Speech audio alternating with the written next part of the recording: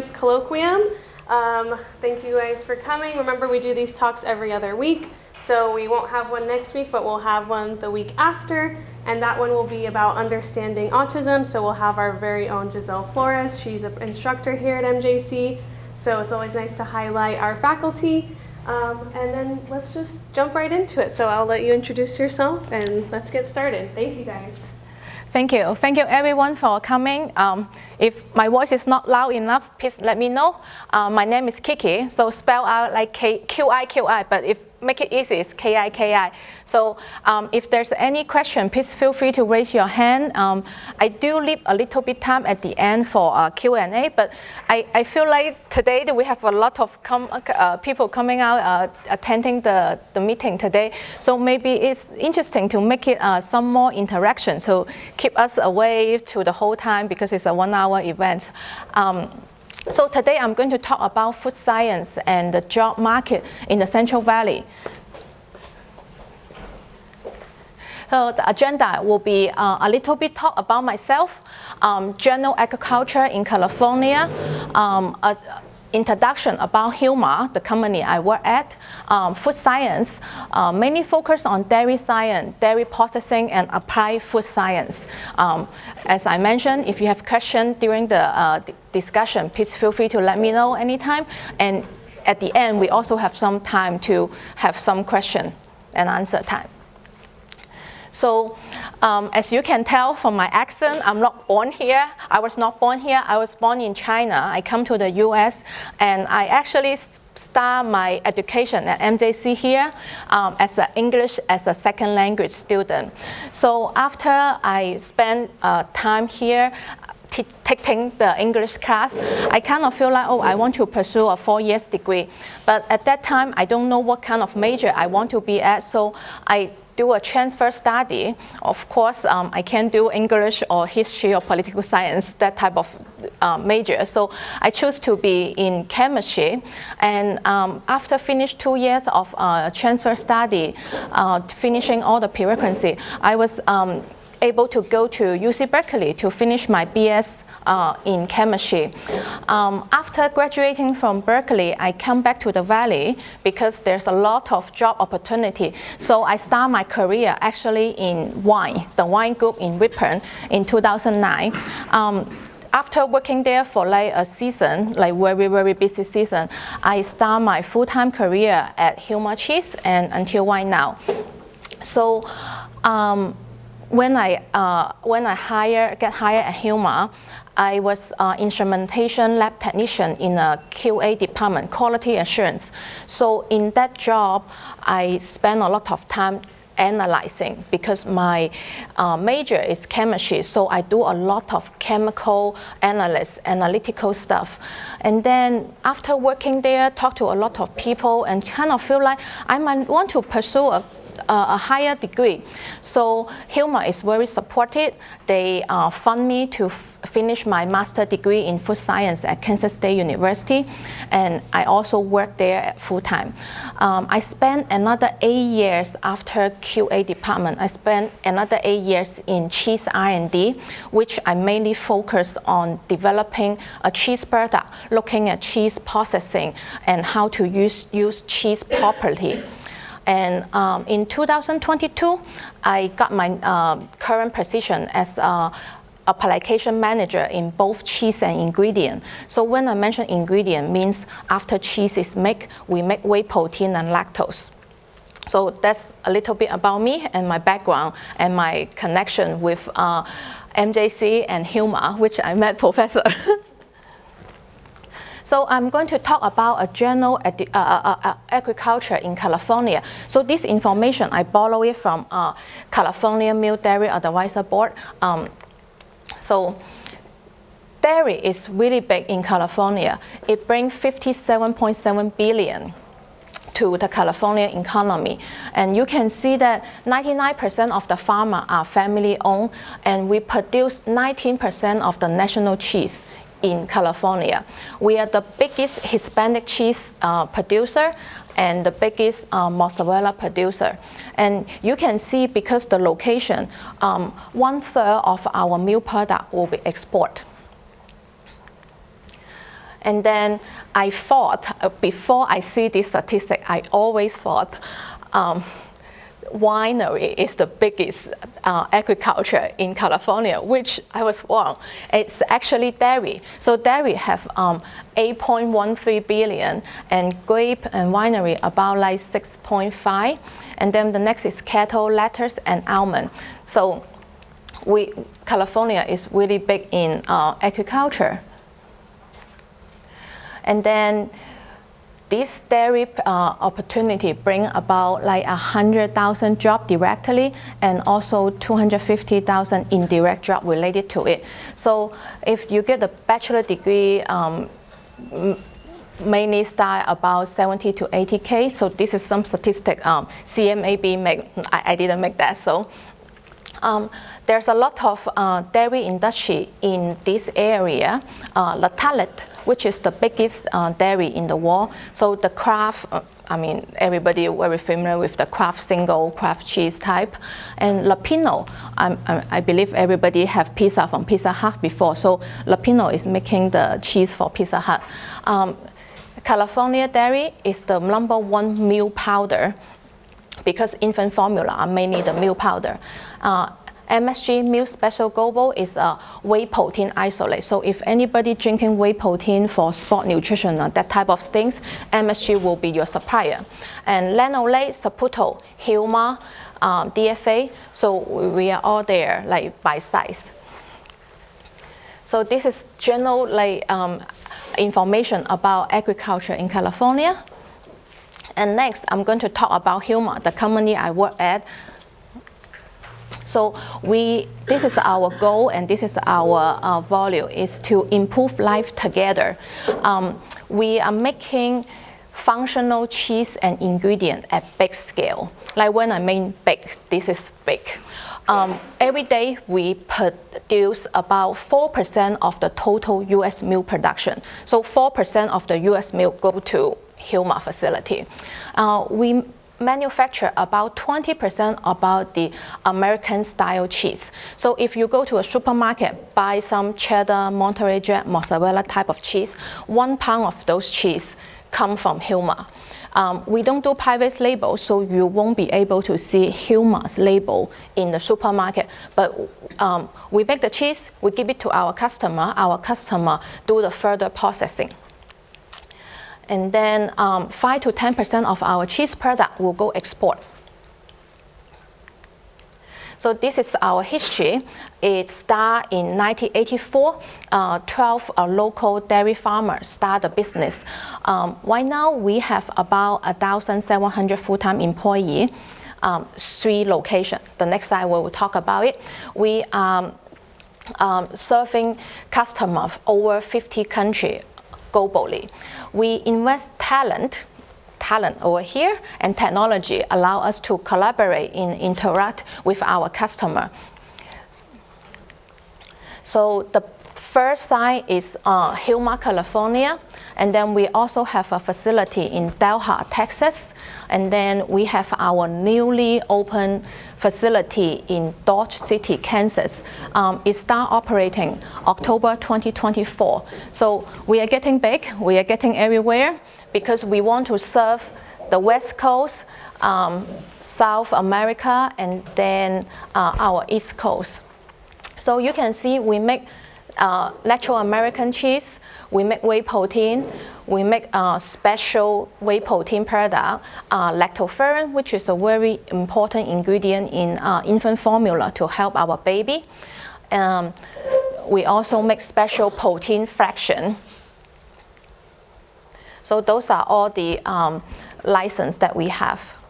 So one top strategy that we have is we attract, we develop, and we retain the top talents. This is what the main goal of my presentation is, to connect food science, connect with the local student, connect us to the industry, and help us to fill the gap together and make California agriculture better. And then the market that we share, so people will think about, oh, Hilma cheese, always think about cheese, cheese, cheese. We have different type of cheese, natural American cheese. It can be do it in a different style, like shred, cube, shred, slice. So it's a global cheese market. Okay. So we have retail cheese and food service. Retail cheese means you can buy the cheese from supermarket. Food service means you go to a restaurant, they make pizza for you.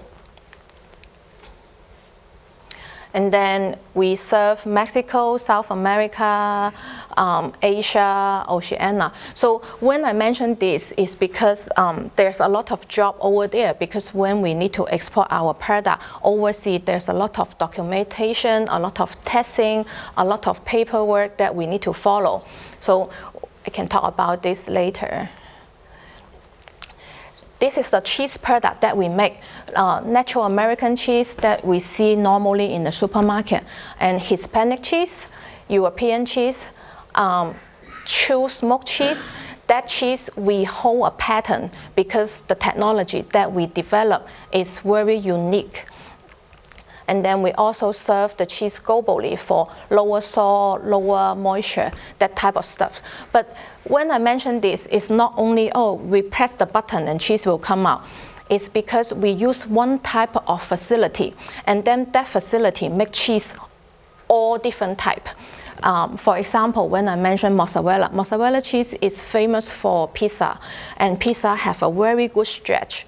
And then if we look at the Parmesan cheese, which is Italian cheese that, like, for example, you go to Olive Garden, and then the waitress will ask you, do you want some cheese? They will shred it in front of you, which is very firm. So mozzarella cheese, Parmesan cheese are completely two different cheese.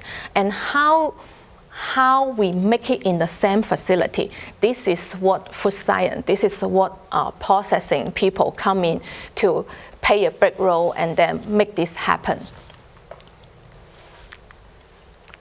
And then after cheese, we also make whey protein and lactose, and this is the market that we share. Is sport and performance nutrition, healthy living, early in life nutrition. So maybe I want to ask a question here is, how many people here drink whey protein or eat whey protein daily? So you guys are all our customer. Thank you so much about that. Well, I forgot to ask a question about cheese, but I can ask it later. So for the protein that you consume every day, is it going to be a protein bar or a RDT beverage or powder? So what type of protein that you consume every day? Powder, yeah. So pretty much you put the powder in a shaker bottle, shake it up, and then drink it maybe before workout, after workout, or like just when you're hungry, or it's a meal replacement, something like that, right? So that is sport nutrition. We make lactose too. Oh, oopsie. Yeah. So sport nutrition and healthy living and healthy aging. Let me see this one. So we also have, let me see, healthy living. So healthy living means from toddler to 100 years old, for example. It's because why now more and more people consume whey protein, not only because they are exercising, not only they want to build the muscle, but also whey protein have other ingredients which help you to maintain good health through your lifespan. For example, one of the ingredients that we have right now is helping cognitive health. So we partner with UC Davis, we partner with Massey University in New Zealand, have some research going together. And then last but not least is earlier life nutrition. Like we all know baby have infant formula. So we do make infant formula. So if you think about our food is good for infant, all the sanitation, microbiology stuff are very high level in order to meet the requirement. So we have a different type of whey protein powder from different technology. So sometimes we take our customer to our facility. People will say, oh, you guys just have a lot of stainless steel piping, but those piping, inside the piping are all high technology involved to make this protein differently. We also make lactose. Lactose go into infant formula because it is a very important energy source for the infant, and also they can go to bakery, confectionery type of application. High-end chocolate like to use very fine lactose because it has a very bulky mouthfeel texture. And then I want to talk about food science. So when I tell my parents, oh, I want to take a master's degree in food science, and my parents ask me, you are a chemistry major and you want to be food science major, so are you going to go to work in a restaurant, or what does it mean, food science? I think there's a lot of misunderstanding about food science. Food science actually is understanding the food chemistry, food composition, food microbiology, and also processing, sensory, and how to use this type of food in the final application. So it's not just like eating the food or fueling the food. So there are a lot of famous universities over the world. Cornell University, North Carolina State University, University of Wisconsin-Madison, Massey University in New Zealand, and they all have a very famous food science major. UC Davis, which is 2 hours away from here, their food science department is top notch. So they have dairy science, they have brewery, they have winery, like, and animal science. State University in California, for example, Fresno, Cal Poly, SLO, Panama, Long Beach, LA, all have food science major. Unfortunately, I don't think Stanislaus, the one in Turlock, has food science. And also some private university also offer a food science degree, which is Chapman University. I personally have 1 or 2 projects with them currently, and different university. So we do have collaboration work all together to improve our technology, educate our employee, and also educate the student. That way we can let the student know what industry is looking for, and how we're working very close with professor as well. So that way we can help our student in the job market when they are ready. In food science, what kind of class is it? So when I mentioned, like, if you, like, for example, myself, finished the general education, physics, chemistry, math, biology class at MJC, and after you finish those lower division, when you go to take a food science major type of class, you will have food product development, food safety and quality assurance, food analyst, chemistry, microbiology, sensory, consumer right, issue and problem, and business law. So that type of class are kind of helping you and preparing you well for your next step. After taking a class, I really encourage people to take internship, which is the part that I did not do when I was in college. I think I missed a big part of it. The reason is internship help you go into the field, because, for example, you're a chemistry major, for example, you're a food science major or microbiology major. When you take the internship, you have the opportunity to see how you apply what you learn from school to real life. So that is a big opportunity during summer, and usually internship is paid. Sometimes we do offer winter internship, so pay attention. Hilma is hiring internship right now, so if anyone is interested, please feel free to visit our website. And there's something called co-op. It's a cooperative education, which is a longer time internship. Usually internship take 8 weeks to 10 weeks, but co-ops usually about months. So you are able to spend more time in the industry knowing what is going on. So when you choose your major, when you want to keep in the major, this is something that you will be putting your own into the location, and you can ask the question, you can ask your supervisor, your coworker about what this career path, is it good for you, is it this something you expect, you can get a real feeling about it. And there's other opportunity like this type of class that we offer or meeting and career fair, talk to the people or go there. So you will know more about the opportunity over there. And then career in food science usually is research, R&D. That's what we always call research and development, product development, quality assurance, production, operation, sales and customer service, regulation, compliance, and food service. And the career in dairy science and human opportunity that I know that we offer is we have an R&D department, both cheese and whey protein and lactose. We have a product development kind of application department that I'm working at. Quality assurance to make sure all the product pass chemical and physical and microbiology tests and meet the requirement. We also have regulation and compliance. Remember I mentioned we have a lot of product need to ship overseas because different countries have different requirements, different law, different paperwork, different documentation. So there's a lot of job over there to help the product go to different countries. Qiqi, Yes. is that a job where you need a STEM background for the regulation compliance? That would be good if people have a STEM background, but I can see a lot of people, they may be a business major, maybe they are not business major. It will be helpful if you have a STEM background to do the compliance. So maybe a STEM background and then a law degree?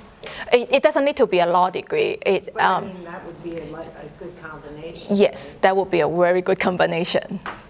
Yeah, a STEM background is definitely helpful. A fundamental science, understanding physics, chemistry, microbiology will help you to do almost everything here.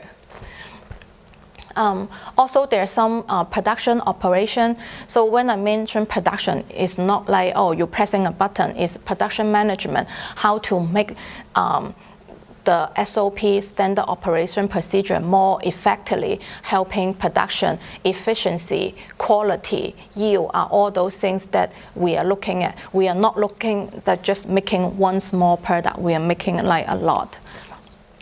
Sales and customer service.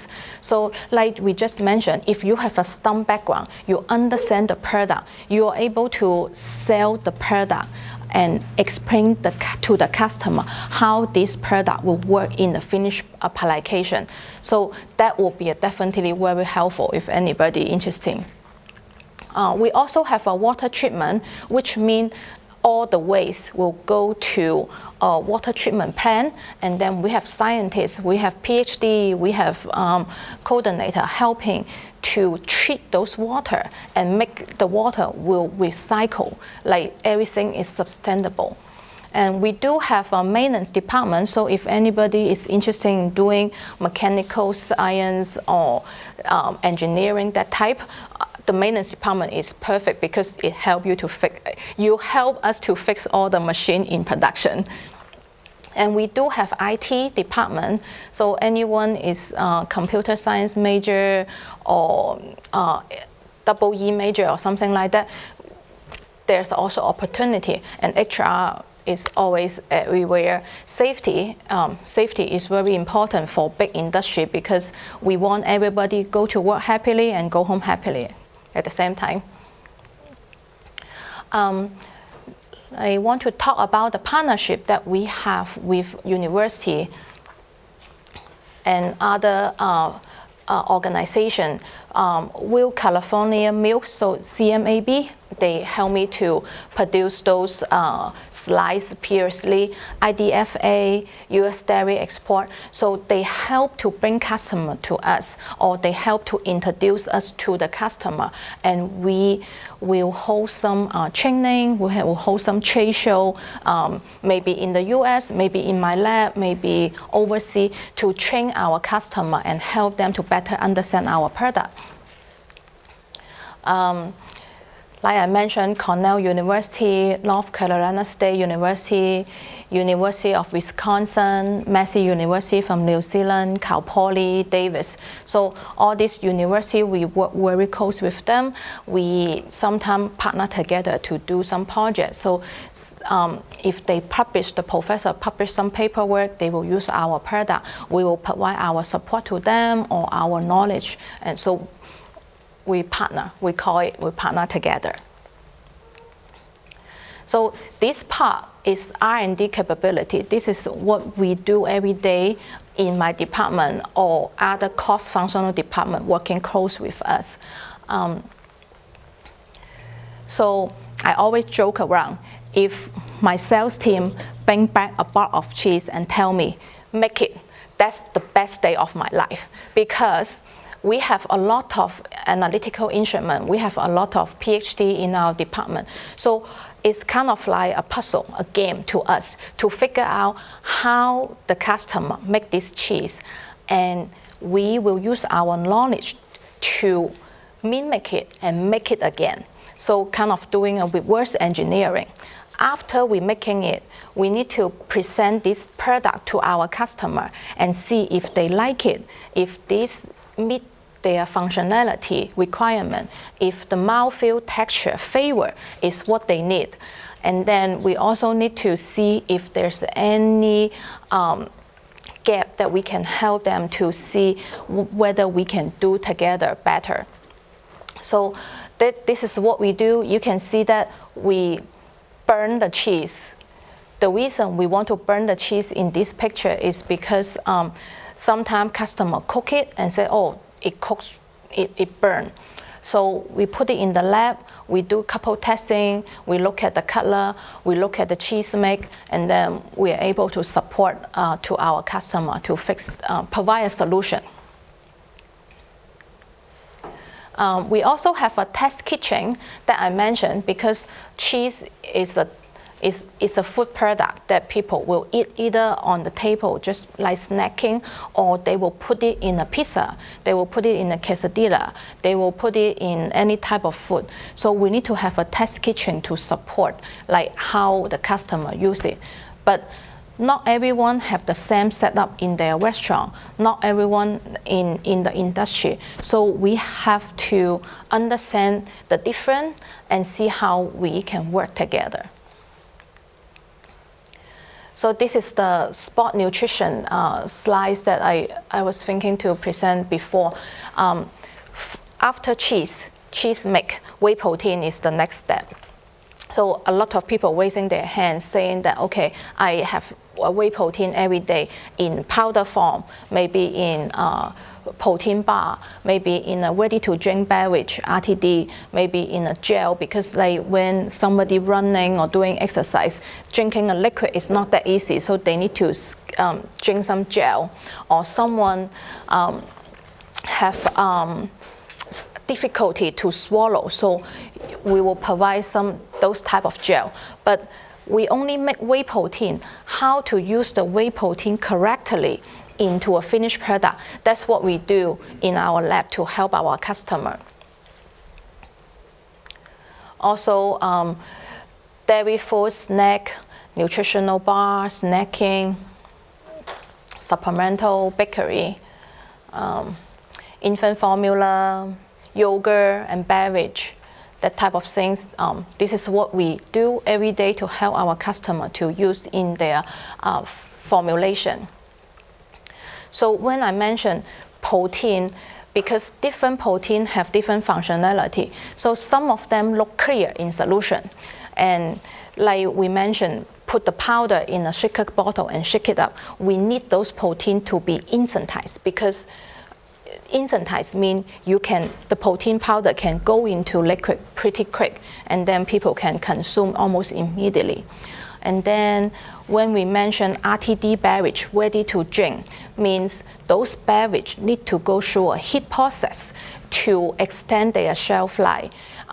So during the heat process, that whey protein need to have a very good heat stability, because during the cooking time, usually protein will get denatured. So how to help our customer to choose the right protein and the temperature and the cooking and all those are what we do.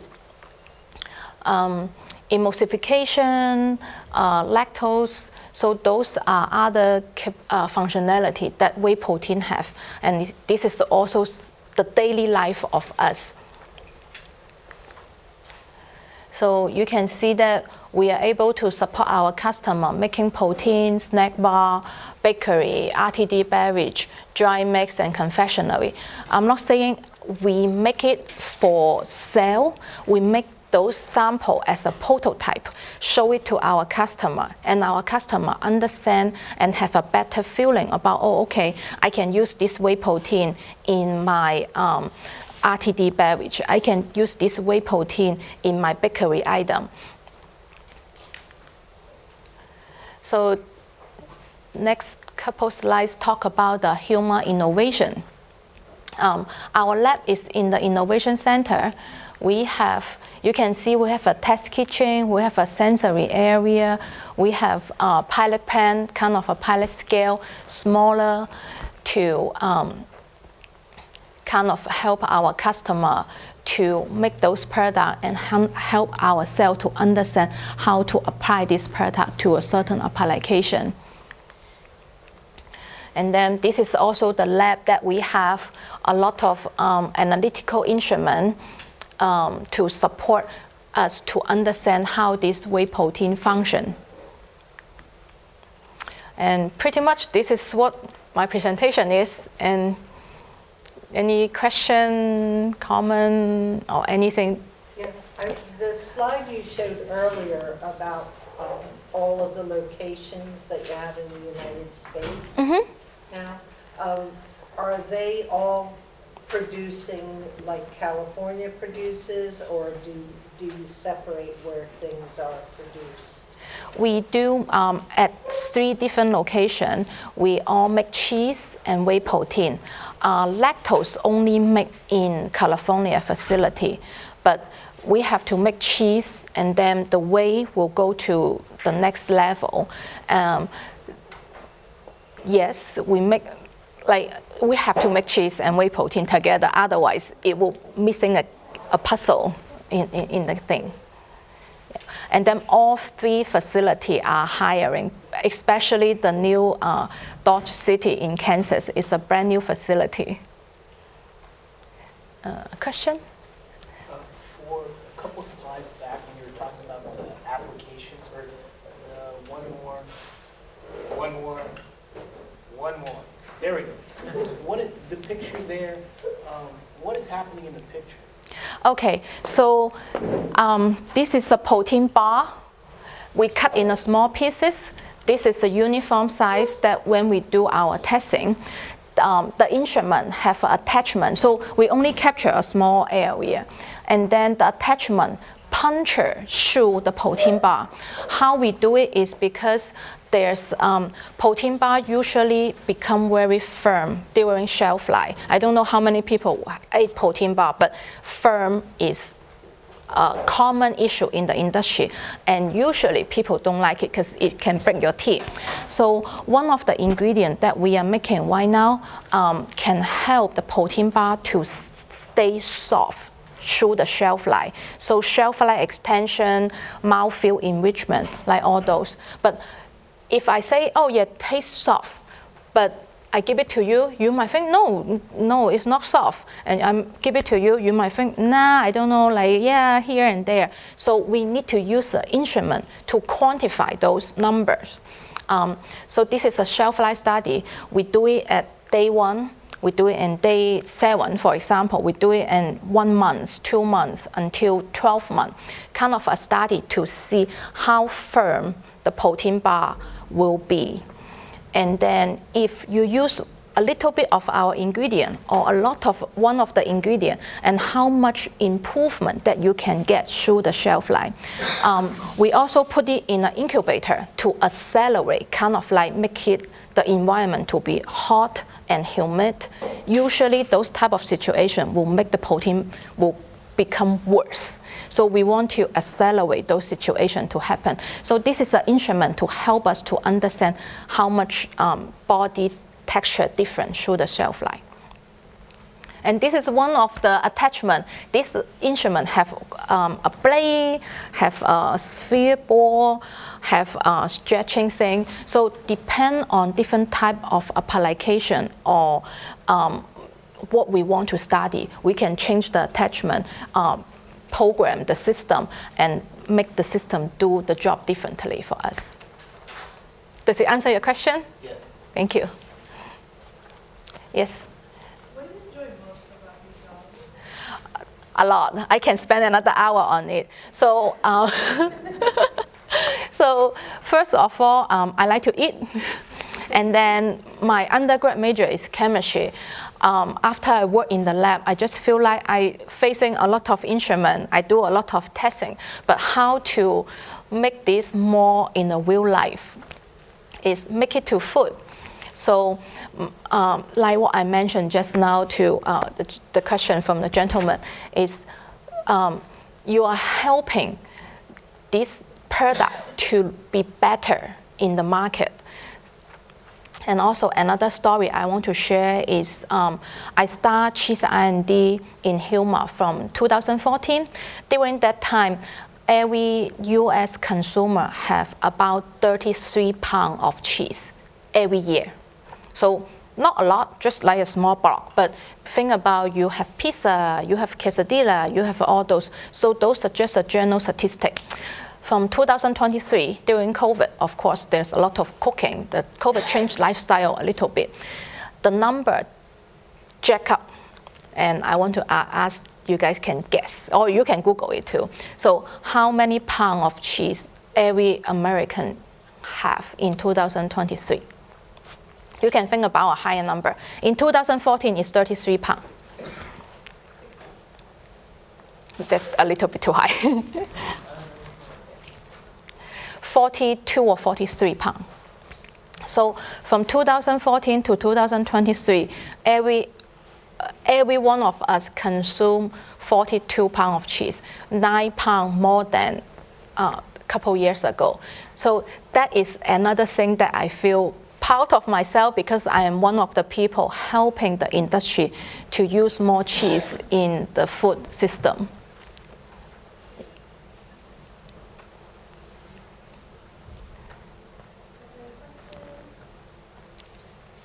Yes? What kind of educational requirements or skills would be required to get a job? Yeah, so it will depend. Like we just mentioned, if you have a STEM background, basic fundamental understanding of chemistry, math, physics, that will definitely help you. I think, no. Is it here? No. There you go. So if it's a career in R&D or product development, those need food science, chemistry, chemical engineer, because those piping and how much angle the product will go in, how deep the cheese is, what temperature is it, or for example, microbiology, what kind of bacteria is helpful, what kind of bacteria is not helpful, and how to help the good bacteria or how to kill the bad bacteria. Those need fundamental science for microbiology, chemistry, chemical engineering. Quality assurance, a general food science will be okay. Regulation, compliance, like a law degree, understanding like how the FDA, USDA, all those regulation and testing method, like all those things. Sales and customer service, those type general education. But if you have more science background, that will be put you in a good spot.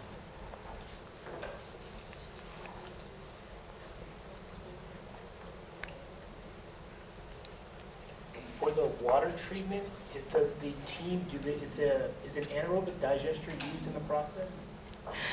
I am not a good person to answer that. It's It depends on what kind of things go into the system. Because we make cheese, we make whey protein, there's a lot of byproduct, and sometimes they just go through.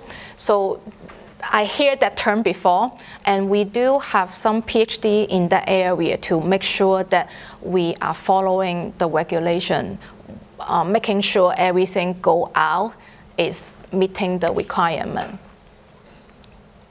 Yeah, so water treatment is a very interesting area to look at, because if people just think about, oh, you make the product, but where, after the product produced, where do the waste go? Yes? What is your position title at Peng? My title is Application Manager for cheese and ingredient. Ingredient, when we talk about ingredient, means whey protein and lactose. So I'm mainly in application,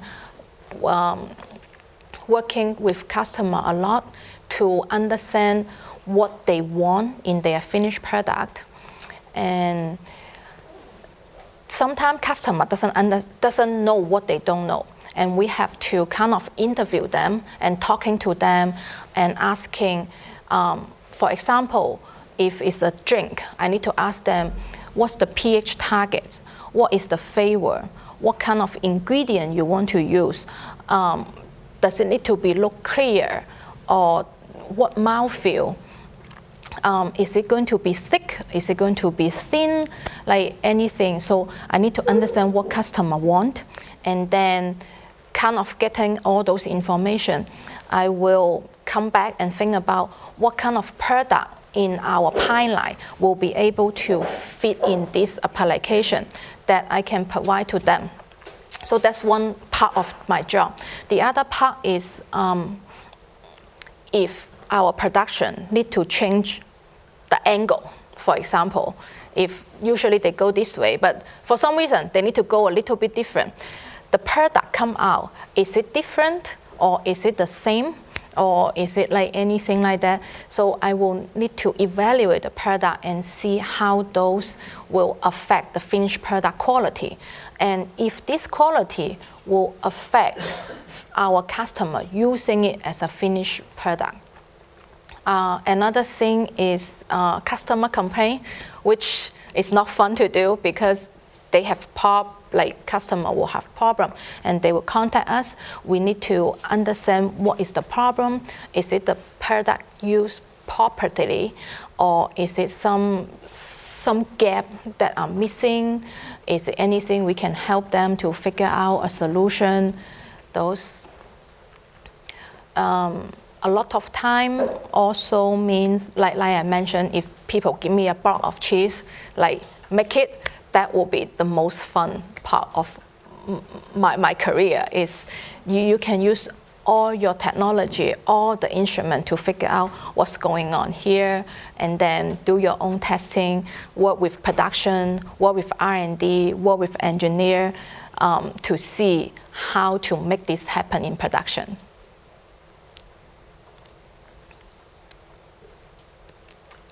Going back to the shelf life concepts, when you are in the process of choosing which ingredients can improve the consistency of your product, do you also research the effects of the ingredients you choose, like guar gum and xanthan gum? My question is if you research the additives in the products in correlation to customer health. We will depend on what type of project is. So we want to support the customer using our whey protein in their finished product system. Like you mentioned, the gum and stabilizer and all those, because those are all happen together. So we have to understand what interaction they will do in the food system first. But I cannot change my customer's recipe of hey, if you use my ingredient, you need to change that the other. So we just need to provide the information to them how those work, and it's their choice, because the customer have preferred supplier. The customer may have a different concept or marketing concern about using such an ingredient. So we will just need to understand how our product will perform in the system. And they choose what they want to choose. Yeah. Does it answer your question? Yeah.